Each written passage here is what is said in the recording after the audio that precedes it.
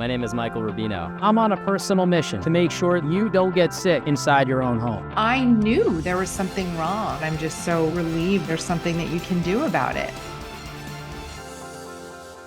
Hello, thank you so much for joining us for another episode of Never Been Sicker. I'm your host, Michael Rubino, and today's amazing special guest is Melissa, Detox Blondie. Melissa, thank you for taking the time out of your busy day to be here with us and have this exciting conversation. Yeah, I'm happy to do so. So one of the things that we obviously talk about on this podcast of Never Been Sicker is how we have never been sicker than we are today. And it's one of those statistics that it's scary, it's true. Why are we seeing this? I think there's a multitude of reasons, but certainly we're all trying to figure out how to be healthier. And my gosh, it seems harder to be healthier today than it was 20 years ago, right? And so absolutely. Hopefully we can dive into that and cover that. And so first off, love from your perspective, what do you think is contributing to this epidemic that we're dealing with? I think for different people, it's different things, but I think there's really just a few root causes. So I think we've got heavy metals. I think we have parasites. I think we have molds, and I think we have our food.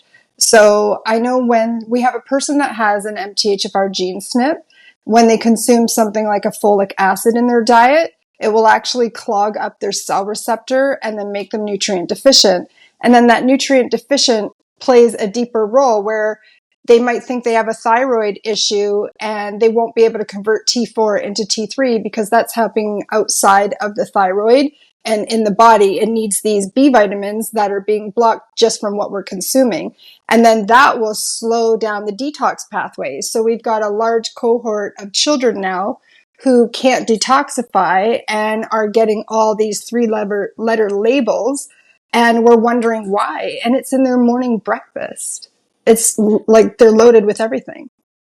All right, so let's talk. So we have four main things. We've got heavy metals, we've got parasites, we've got mold, and then we've just got our food in general, right? And so I'm imagining there's also a relationship between the four things that you mentioned here. And I want to explore that in a minute. But, just breaking down things. Okay, so heavy metals. So tell me, why are we dealing with heavy metals today much more dramatically than we did in years past?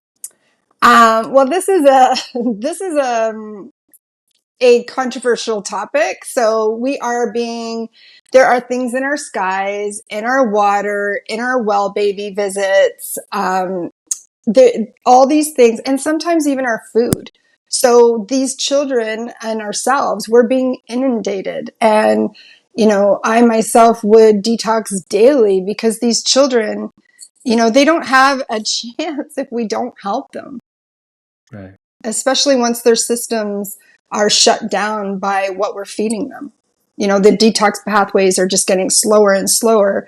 And a child who, is affected by this, it just can't detox on its own.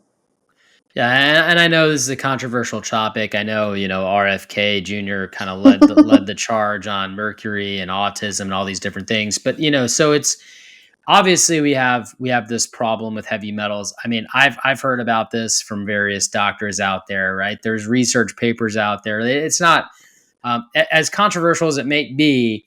We do, I think we do acknowledge as a society, that heavy metals is a problem. Mm-hmm. And, can you break down some of the specific heavy metals that you're typically worried about and the people that you're working with? Well, we're definitely worried about mercury, from whether it's from dental or what's in our air, our water, or again, the well baby visits. Aluminum is very, very high in a lot of these kids or people. And then you would have things like arsenic. And then we have things like our home devices where we're cooking our things. They'll have the wires just lined with heavy metals, and that'll be getting in through the food. And then people can't figure out what's wrong with my child or myself. And they go and get tested, and they'll have these high levels of, these substances they probably can't even spell it, hadn't even heard of, Right. Well, one thing you just mentioned with aluminum, mercury, obviously we had some of the controversial issues, but we know that there's, high levels of mercury in a lot of these dental products, right? Mm-hmm. That when people are having surgeries and crowns put on, like that's been an issue. Obviously we've understood that. And so I think a lot of that stuff has come to light. People are more aware of that. That's a really good thing. But you mentioned aluminum. A lot of people cook with aluminum foil, right? I mean, how much of that is leaching into our food A when we're lot. cooking, and how dangerous is that? It's a lot. I mean, we're not only just wrapping our food in it and popping it in the fridge for storage, but then we're taking it and we're putting it on our barbecues or in our ovens, and that's heating it as well. So then there's always going to be an off gassing when you change the temperature of something, and it makes it more volatile and it's going to be absorbed through the foods. And especially when you have things like fats, like your meats are all fats, and then we're wrapping them in foil and we're baking them. I don't have it in my house. I wouldn't have it in my house. That makes sense. No, and I mean it's a pretty common thing, right? People cook with that pretty commonly and don't Mm-hmm. realize that some of that can leach into the food. So I think it's important to cover. So we've got heavy metals, right? Mm-hmm. Now parasites. Now this has been also a subject that's been very confusing for so many people. Like be an example. Like my uncle's a doctor, right? So my uncle has told me always stay away from raw food Mm-hmm. because raw food can contain parasites. And so even like sushi, I like cook rolls over the raw rolls. My wife loves raw fish though, and so I don't think you can scare her away from that. But I Hurting think me. it's I know I think it's important to discuss these things because obviously there's a lot of um, concern about consuming raw foods, but then you also have people say, well, it really depends on the quality and where you're purchasing that. So, it makes things confusing, right? Because people are always trying to figure out what is the truth here, what are the answers, and how do I protect, myself and my family. And so, please give us a history, give us a school lesson here on how we can better control parasites, and then if we have parasites, what we can do about it. So we live in this world. So we are going to come in contact with all sorts of things, whether it's playing outside or whatever we're doing, we're going to come in contact with these things. But what we need to do is fix our inner terrain, like inner terrain being TERRAIN. So we have to fix what's going on inside of our body. So typically what happens is we have a high level of heavy metals. Here's where they all connect, right? So we have a high level of heavy metals, and parasites live in and feed off of heavy metals. So if we have a high concentration of heavy metals, we will have a high concentration of parasites. And same with things like candida. Candida and parasites can be there to protect us. Our body is very intelligent and it will do what it needs to do to help us. So the bacteria in our body actually are pleomorphic. So they will morph into what we need them to do and be to save us. So if we have these levels of metals in our body, the body will create this scenario where we've got these parasites and they are protecting us. So then if we go in and we think, okay, well, we've got to get rid of these parasites. The parasites are the issue. And we blast out the parasites will dump everything they have because they want to survive for each generation, right? So some of them have babies living in them. Some of them have eggs living in them. And they all have toxic loads, so they'll have metals or toxicities. And a lot of them will have something called an endosymbiont, which is an organism. They dump it all when they die. So if we don't have anything in there scooping up these heavy metals and these toxins and all this garbage, that's why people get sick when they only address the the parasites and not the root cause being the heavy metals. Okay. And so we obviously have parasite concerns in our food supply, which Yes. is kind of how we have those two related. But it just like, I mean, normally human beings have some level of parasites. I'm Yeah. guessing we're talking more about like the overgrowth of parasites. Yeah. Would that be more accurate? Okay. Yeah. And so having too many heavy metals can also allow for too much overgrowth in parasites. So we're starting Exactly. to see the connection there. Okay, good. And then Just sorry, go ahead. Sorry, just dumping out heavy metals, people will release parasites because they're not a good host anymore. So Got it. That sometimes you makes don't even sense. have to target the parasite. If you target the heavy metal, you get rid of the issue. Got it. Yeah, it's interesting to see how all these things They connect all together, right? connect. So, Yeah. because we're going to get into mold at some point, and we're going to see the connection there too. But Mm-hmm. from parasite perspective, so if I was concerned about parasites from food, what would Mm-hmm. I want to do differently? I'm guessing I would stop eating raw fish and raw meats, and anything else I would do. I would say you should clean your food. So if you want to do a baking soda and vinegar soak and just soak them, there's these little spinning devices you can get. There's all kinds of contraptions where we can soak our fruits and veg for a while to get it off those. Obviously, meats, we would have to cook them longer. There are high offenders that we want to stay away from. Anything that is pork related, I'm sorry. They tend to be have a higher concentration of the parasites. We want to make sure we cook these things very, very, very well if we're going to consume them. Fatty fish like salmon, like things with fat, tend to seem to draw in more heavy metals, therefore more parasites, even in fish. Like this isn't species specific. Like if you have a fish that is constantly absorbing heavy metals in their environment because they are a high fat fish, then they're going to have more parasites as well. And then we consume them. Yeah, no, we definitely have heard about obviously high levels of mercury in fish, and not really having a balanced diet, kind of balancing that out is really important. All right, Mm-hmm. so then we get to mold, right? And you Mm-hmm. already mentioned candida, which is another fungus that can grow inside the human body and obviously become overgrown, right? So let's talk about mold and candida and that relationship and how that all plays into part of this. Mm-hmm.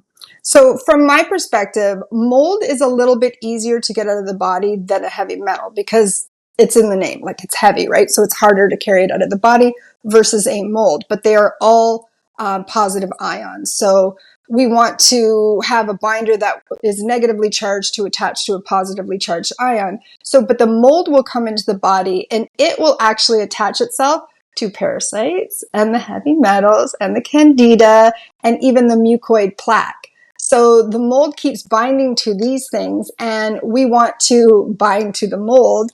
And then obviously we go through the path. So first it'll probably get the mold out and then we want to get the heavy metals out. So they're all in relation and play with one another.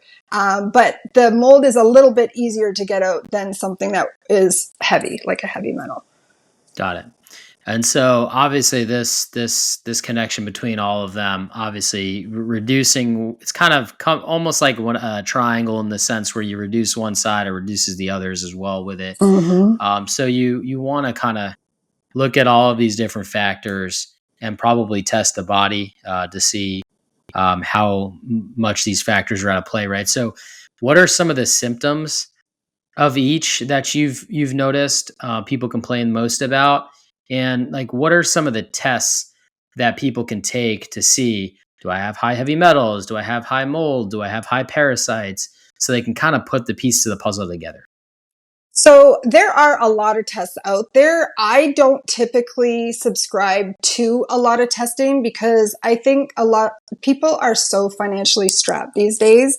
And to me, I look at symptoms. So I'm going to see, do you have any neurological delays? Do you have any memory loss? Are you fatigued? Is your hair falling out? Do you have an appetite for sugar all the time? Do you have rashes everywhere? Do you have bloating? All these symptoms, I look at that. And if you've got a lot on the list, you can make some assumptions.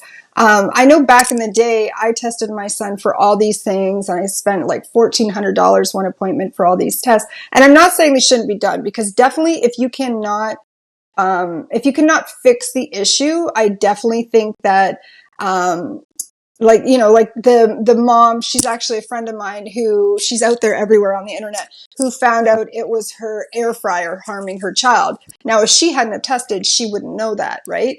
But, when we do these things, when we remove the heavy metals and we remove all the toxins and the parasites, we kind of get to the root regardless, and we can keep going out there and testing.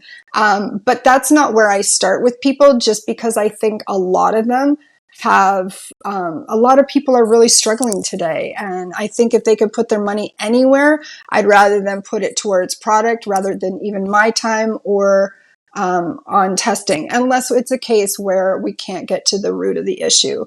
But sometimes, we see recovery start in days. You can see signs that things are getting better, and rather than delay with the test. And I think the tests are amazing. There's a lot of great companies out there. One test I do sometimes recommend to people, I do like the 10x Health test that tests for the MTHFR gene SNP. So they test for MTHFR, MTR, MTRR, COMT, and ACHY genes. And then that kind of directs people. But again, we can look at a list and know, like, I've never personally been tested. I tested my son when he was little. And in order for the child to have that gene SNP, one of the parents does. I look at the symptom of both parents. I think it was me. And then, like, guilty. So I never tested myself because I had already tested my son and I know it came from one of the parents. Right. No, it makes sense. No, Yeah. I appreciate that. I actually didn't know that 10x Health tests her for all those things. That's really cool. And if you're listening to this and you had no idea that it did, well, there you go. Now you have an option. Are there any other, I totally understand the philosophy. Yep. My philosophy is test, don't guess, but you know what? If you're balling on a budget, right? I think it's important. And I think you see that, right? You're trying to solve that problem. Just in case people do want to test and have the resources to test. You mentioned the 10x Health test. Are there any other tests that you really like, that you think is worth spending money on if they could afford it? Yeah, I do think, in some areas you can go to your doctor and just get them to do a hair analysis. If you're looking for metals, you can send away your feces to look for parasites. Again, parasites can be microscopic or they can be hiding and burrowing. But definitely if you're in an area where your doctor can prescribe that, Seeking Health has some great tests. They are a lot harder to read. Seeking Health has an incredible it's a huge document that you get from this gentleman, and he's incredible, but it's a lot more complicated than the 10x. That's the only reason why I say 10x versus him, is just because it's easier to read. That matters. Yeah. And in my day, when I did this, so I recovered my son 13 years ago from severe expressive and receptive language delays with behavioral and sensory issues. And when I did that, I did the 23andMe. I wouldn't recommend that now, just because I hear they sell our information, but I had to comb through the raw data, and then I put it in. Later, they got an ability to put it into Genetic Genie, and then that gives you a little printout similar to what a company like 10x Health or these other companies. Metagenics has some really good tests out there as well. Yeah, there really is some fabulous tests, but since I don't do them enough with people, I'm not the expert on which test to get. Like, aside from, like, I do know a lot about the ones I know about, but I'm sure there's some I don't, because a lot of companies are doing this now. Now, I want to start getting into, like, you've already kind of taken us through the different problems. I'll ask you about food probably next, right? You've taken us through the symptoms that you typically look for, some of the tests that you really like. We talked a little bit about food but let's really hit let's really hit this nail on the head with this hammer here. What is wrong with our food system? We've seen all these different things come out recently. We've got a whole, political movement, Maha against our food supply. We've got the whole Kellogg's thing, right? What the heck is actually happening from your point of view? And, how bad of a situation are we dealing with? Well, food goes right down into the soil, right? Like, if it's not in the soil, it's not in the plant. So if we don't have healthy, rich soil, those nutrients aren't going to be in our plants. So somebody can say, oh, well, I eat great and I don't understand. And it's like, but what farm are you at? Like, and what are they spraying it with? And are they caring about what bacteria they put in and what nutrients they put in? Things like that. Like, in our area, we have an incredible farm that really looks after even having different biomes, like microbiomes for their soil, and making sure that it's all very rich in these, so then that when you eat the plant, you're going to get all these nutrients. And then obviously it goes even further, because then we're eating processed foods. And then the processed foods, we've got the glyphosates, we've got all the different pesticides, and then we've got what they are adding to them. So you can hide hundreds of ingredients in when you say natural colors or natural flavors. There can be 100 chemicals. Chemicals are not food, and they don't belong in our food, right? So, Amen. Yeah. And then they market foods as fortified or enriched, which, I mean, yes, please. That sounds so healthy, right? Like, you want more of that, but it's not. Like, so when you fortify something with a synthetic vitamin, so usually if they say enriched wheat flour, that means they put a synthetic B vitamin in there.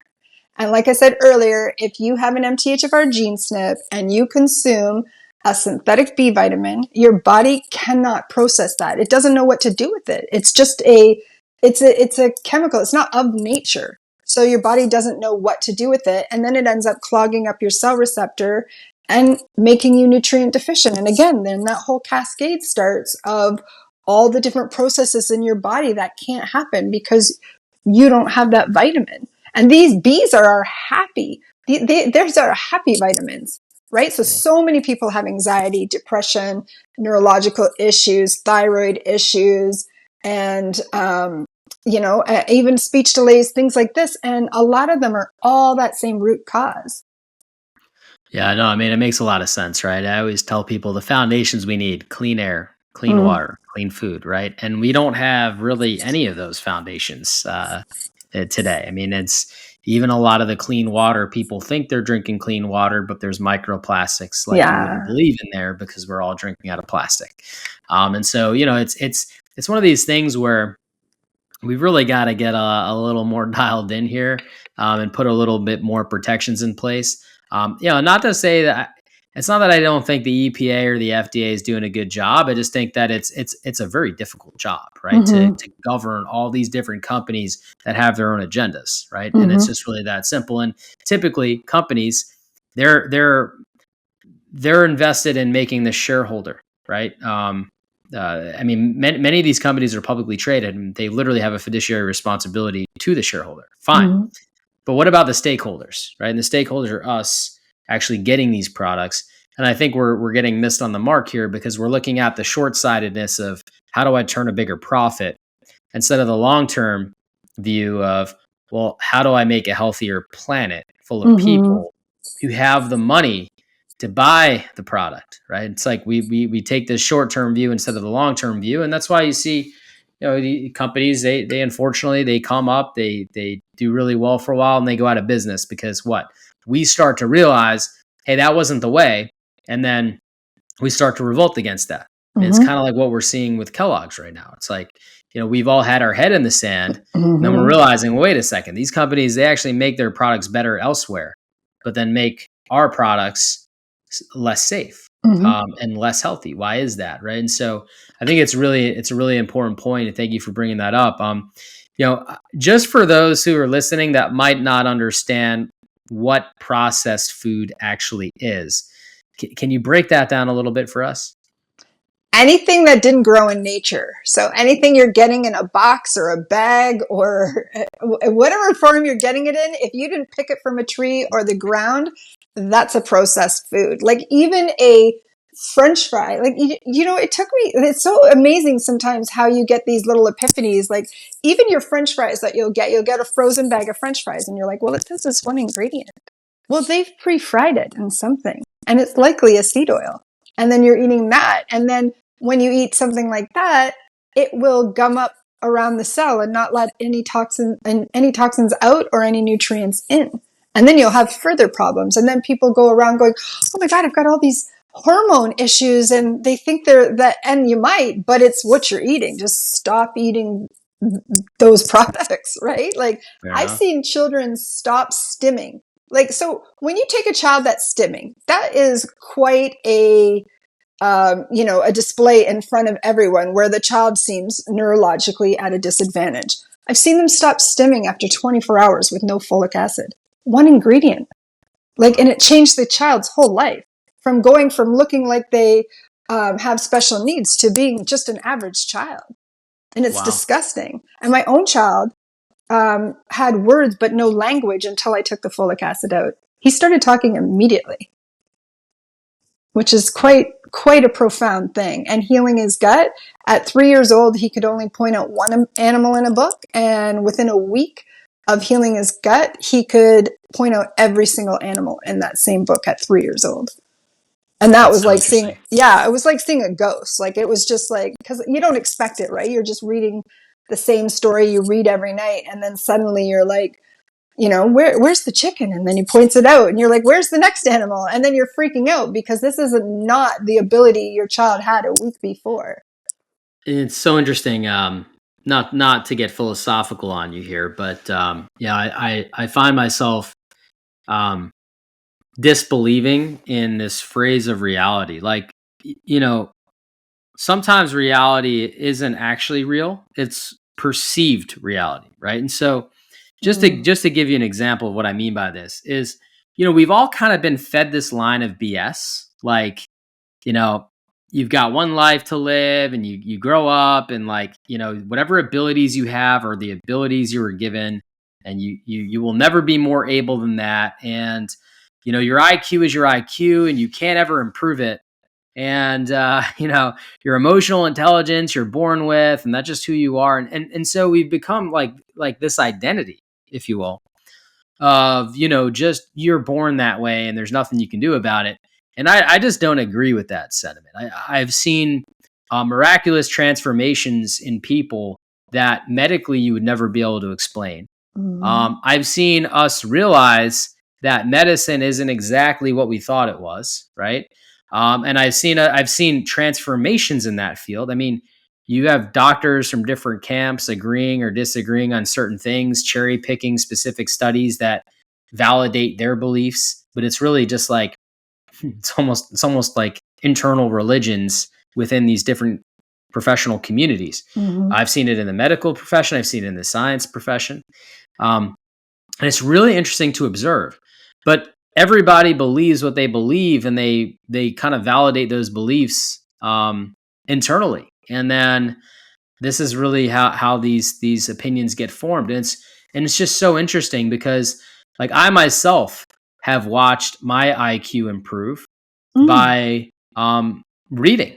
Like, who would have thought, right? I didn't know you could gain more knowledge by reading, right? And become smarter by reading. But yeah, by reading. And one of the interesting things about that is I found myself going to the dictionary to look up words I didn't understand Mm-hmm. as probably one of the most valuable tools. So, like, when I started learning microbiology, I had to basically teach myself all these different technical terms Mm-hmm. as a person coming up in the construction industry trying to solve a problem after Hurricane Sandy decimated houses in the northeast of the US. Mm. And there was a word in there that mycotoxins, myco, means of the fungus, and toxins, obviously something that creates a toxigenic effect on the human body or animals, depending on the context you're using it in.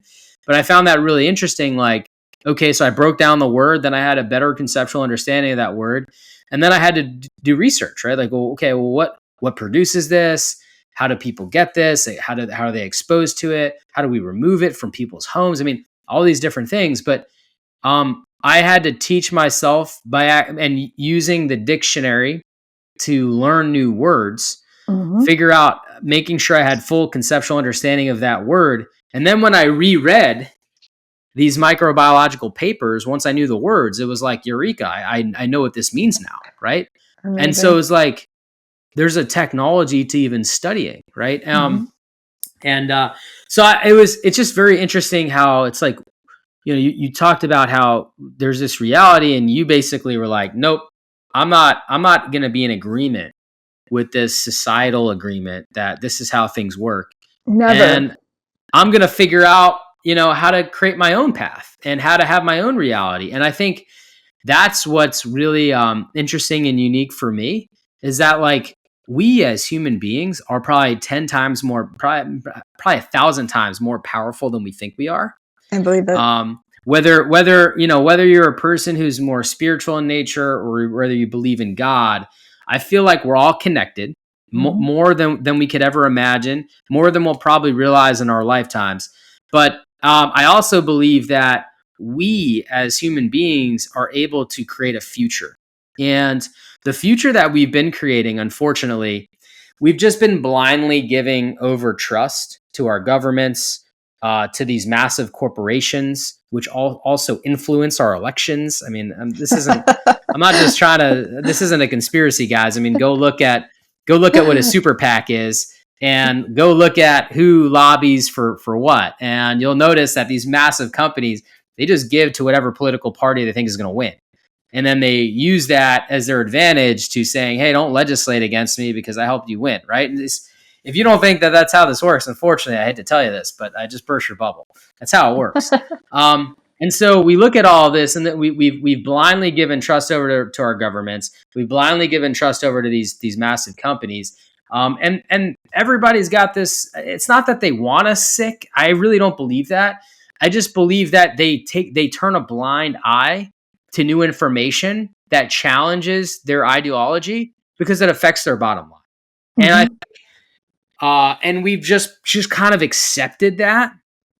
And it's time we stop accepting that and start putting things into our own hands, right? And so with that being said, as I sit here before you today, Detox Blondie, how do we put things in our own hands and start to take some of these things that we might have heavy metals, we might have, too much mold in our body, we might have too much candida, we might have too much parasites. What do we do to start getting this under control? Well, I think it all starts in the home environment. What we teach our children, what we let them consume, whether it's visually through the television or through their games or, and I think like just incredible things like connecting with your child and reading to them at night, and then what you put on the table and that family time around the table, and making sure that, not everybody has the ability, say, to cook from scratch, but then try to do whole foods. So when I was recovering my son, he only liked apple. There was no other fruit, no other veg. Like people say, oh my gosh, I can't recover my child. They're too picky. I think, well, they're not pickier than my son. I promise you that. Like only liking an apple and literally nothing else. So I used to do this little trick, I guess, where I would offer him what I called a picnic plate. And I would put that sliced apple on there every single time because it was the only whole food he liked. And then I would take foods that I knew at least didn't have, like, say I would put a seaweed on there or a gluten-free or folic acid-free graham cracker or something. And maybe that wasn't the healthiest on the plate, but it gave him variety and choice and got him excited about eating. And then I tried to branch out from there and find another whole food, like say it was the French fry, and I'd make them homemade French fries without, any kind of nasty oils. And it's just a matter of learning or hiding little things in our pancake or something like that, And again, if we don't have the ability or the tools, say, to make a homemade pancake, then go with the apple or whatever it is your child likes. Give them more of that, but then fill the plate with something they do like, and they're always hopefully going to eat that whole food. So try to get the packages out. And what I did, I cleaned out my entire home one day. Like I just threw out or donated whatever I could and then started fresh, because once I knew that that was harming my child, I need to start from like the kitchen out and just get everything that was harming him out. And just, if I had a product that was a cookie, I replaced it with a cookie that was healthier, so I didn't topple our whole lifestyle. And I just changed out like the cookie with, say, the folic acid in it to one that didn't have it. And then over time, you try to get in more of the whole foods and push those guys out again. Like there's methods, maybe not everyone wants to start just to whole foods the very next day, right? It's a hard adjustment. And these are all learning tools. I totally agree with you. And we have to change our mindset a little bit too, I think, to overcome this barrier. And I think one of the challenges is, you often hear that like, oh, well, eating better and healthier is more expensive. Mm-hmm. Yeah, of course it's more expensive, because you have to remember that that's the problem that they're trying to solve. They're trying to make things cheaper, which means adding chemicals and adding all these different preservatives so that the product lasts around longer, so they can keep it on the shelf long enough so that when you buy it, right, the cost comes down. So there's a trade-off. if you want things to be so cheap, right? Unfortunately, they're probably not going to be as good for you because the better stuff goes bad faster. The better stuff, right? It's got they would think less ingredients, it should be cheaper, but no, it doesn't last as long, right? So that means they got to throw it away more often, which means there's some waste. They have to account for that waste, right? But also there's, it takes more time to build things from scratch than to just use chemicals in it, right? And so you have to look at time or money. Well, if you have the time and you don't have the money, well, guess what? You can make things from scratch, right? The problem is that, you are in control. It's just you're deciding, I don't have the time, so I'm going to pick up the product that I could throw in the microwave for 30 seconds, right? And of course, that product's not going to be as good for you than making something from scratch. Or you have the other option of getting these, more of these pre-made meals that are a lot healthier, but they're going to cost a little more. Like, I'm sorry, but a good kids protein packed mac and cheese is going to cost more than the crap Kraft mac and cheese that you can get. It might be in the same aisle, and you're looking at it and like, oh, one's organic and it's $3.89 a box, and one Kraft is like 15 cents a box. You're like, well, I mean, you get what you pay for. And I think we need a little bit of a mindset shift, right? Because at the end of the day, it's like, what's important to you? Money is the funniest thing. I know it's like one of the most contentious topics that people discuss, but philosophically, again, like, we all have to have budgets, money in versus the budget, and we decide what we prioritize on that budget, yes or no, right? And so if you believe that food is vital to you and your family, then you're going to put that item top line on the budget. If you believe that air quality is vital to you and your family, you're going to put that top line on the budget. And then your $5, $6, $7 Starbucks coffee you get every day, right? You might start to put that lower on the budget. I mean, it's like, you ever hear this idea where you pay somebody more and they're just going to spend more? They're not going to save more, right? They're just going to spend more. What? Because they have more money, therefore they feel like they could, switch around their budget and increase their budget and then prioritize things differently, right? So they might take more vacations. They might go to Starbucks twice a day instead of once a day, right? They're going to start to adapt to their new, they might have a bigger house. They might have fancier cars, right? They're going to adapt to their new lifestyle, to whatever it is that they're making. And so again, having more money, yeah, maybe you feel like you have less problems. Your problems have just changed because I've made more money over time too, right? So your problems change, everything changes, but you have the opportunity to prioritize what you want to prioritize no matter how much you make. And, it just takes putting together a spreadsheet and creating a budget. Money in, money out. What do I want to prioritize? Well, I want to have a $300 a week grocery budget because I want to buy better quality groceries. Okay, then do that and put that at the top of the budget and then work your way down. And then, maybe instead of getting your nails done, every other week, once a month, whatever it is, maybe you do your own nails and save that money. Or maybe, you don't go to the salon down the street that gets you a certain haircut, and maybe you change your haircut frequency because you're trying to balance the budget. All I'm saying is, at the end of the day, you're in control. Yeah. You are in control of your money. You're in control of your budget, and you're in control of what you prioritize in order to decide how you want to live your life. And so, my goal is to get people out of that victim mentality of like, oh, well, being healthy costs too much. Like, you only believe that because typically when you get to this point, you're already sick. And like, now you don't have the energy, you don't have the right mindset, and you've been spending money on sick care instead of well care. So of course, yeah, I mean, you're tapped out. But how do you get yourself out of that? Well, you got to start to change your mindset somehow, even though you don't feel well, right? You've got to start taking massive action on this, and you've got to really start to prioritize how you make decisions. And it's not easy. It's easier said than done. I don't want to make it sound like it's easy, right? This is why people never stop selling self-help books, because to get people out of their own way, it's like it's a never-ending chore. But this Yeah. is what we're talking about, guys. We're talking about like the fundamental building blocks of health and what people need to do to really like get out of their own way and get healthy. It's like, well, we got to look at clean air, clean food, and clean water. And what we're seeing is clean air, clean food, and clean water. What's the opposite of that? Well, it's dirty food, it's dirty water, and it's dirty air. And we have dirty air, dirty water, and dirty food. And what's the result of that? Well, heavy metals, right?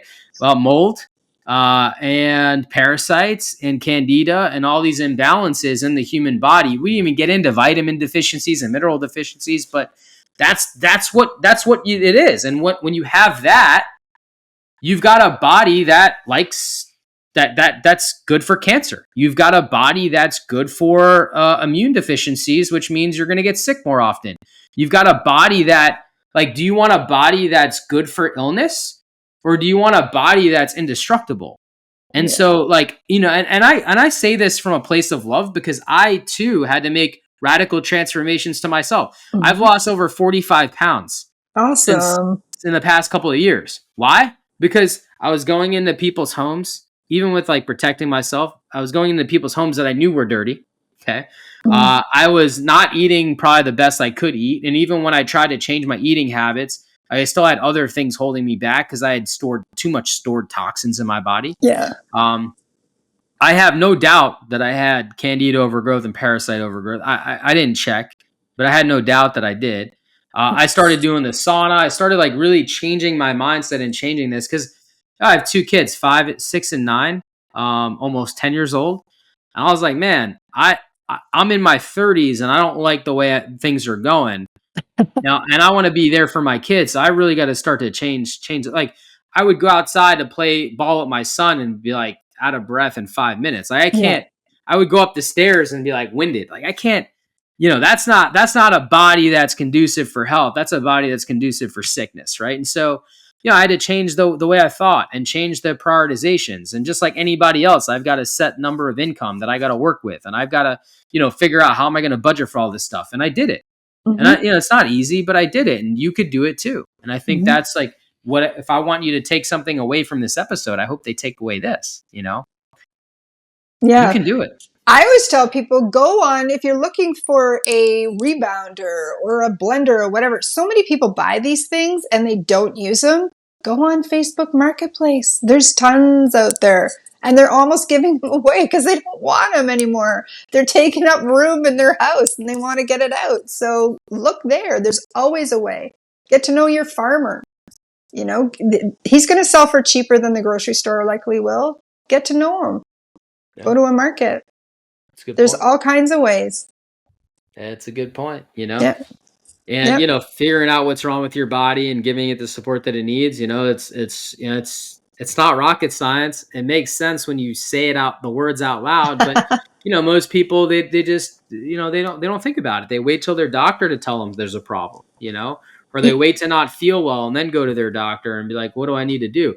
It was interesting. I was talking to my father-in-law last night. He was like talking about how he's been on carnivore diet for a while. And he's been eating, like really high quality proteins. And he's like, I'm in the best shape of my life. I feel amazing. I go to the doctor, because he's at that age now where he's got to go to the doctor. He's got to get these routine checks up. And they want to put him on statins. So like, your cholesterol is too high. I want to put you on statins. And he's like arguing with the doctor. Yeah, but look at all these other biomarkers that are good, right? Like, you're looking at LDL from one angle without looking at the rest of the picture.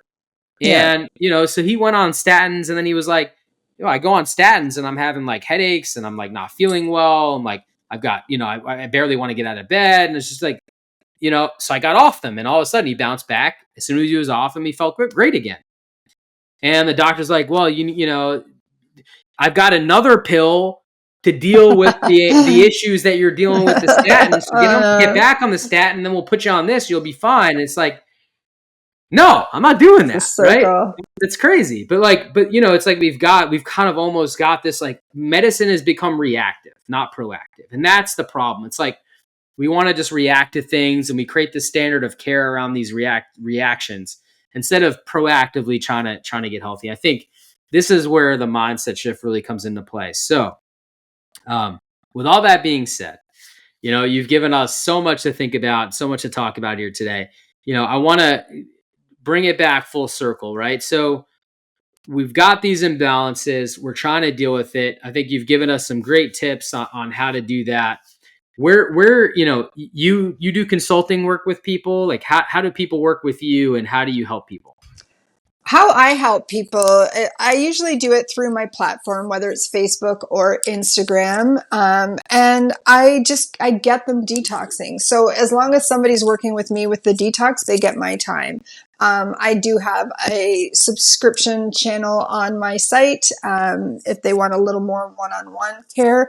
But really, we just leave some voice messages back and forth and we can figure out what's going on. And I give them diet information, whether they have chronic issues or their child has autism, speech delays, or any other neurological issues. And we go in with a couple heavy metal binders. It's actually 3 heavy metal binders. We give them minerals. People don't realize without proper minerals, our body's going to cling to these heavy metals because it needs a mineral. So it's just going to cling to the heavy metal, like just trying to get that mineral in there. So we've got to give it the mineral it needs and allow it to release. And then the body does the job for us, and we don't have to change all these things. The part I find the saddest for people is that it's not their fault because they don't have this information and it's kind of being blocked from them. And I have a girlfriend who started her journey like 18 years before me. And I thought, well, where was I? Like, how come I didn't know this when you knew this Right. 18 years ago? And I find people so early in their journey that they have no idea that they should maybe not drink tap water and they should find cleaner water. But it's never a judgment from me. It's always like, I'm sorry that didn't get out to you. Like, because it's just sort of being hidden and it's not their fault. And I always just say, once we know better, we will do better. And they do. The ones that recover their children do, Yeah. No, I've been preaching how important air quality is for the past decade, and it always amazes me how little people know Mm-hmm. about that building block and how important that building block is for human biology. It's there's a whole profession. There's 50,000 companies that Wow. that in the US that deal with that problem. It's a $200 billion a year problem, right? It's really interesting when you look at the whole picture, but still people know so little about it. Yeah. I bet And it's you could crazy. educate me still, like on, that's not an area that I focus on. So Totally. Totally. yeah, we Yeah, no, all still have learning to do. we also have learning to do. I'm always learning. Yeah. I don't pretend to know everything about my even my industry, Yeah. of which I'm an expert in. Right. So Mm. even the experts have conversations with each other, Yes. learn from each other. Share knowledge with each other. I think that's really important. It's like we are all on this quest to make life better for ourselves, our families, and for those around us. And Mm-hmm. so I think it's really important that we collaborate and communicate with one another. All right, so tell me where can people find you and connect with you and ask you all the questions that they might have after watching this episode? You can reach me if you're on Facebook. You can reach me there, and probably my preferred platform is Instagram. It's just a little more user friendly, and you can find me there at Detox Blondie. That's awesome. Yeah, and you've built an impressive following. Thank you Thank for you. all the knowledge that you share. It's really important stuff. I was so grateful that you agreed to come on the show today and really share some of this knowledge that you share on your platforms, because I think it's really important to do that. And thanks so much for the time today. Really appreciate you, and we'll see you soon. I appreciate you. Thank you.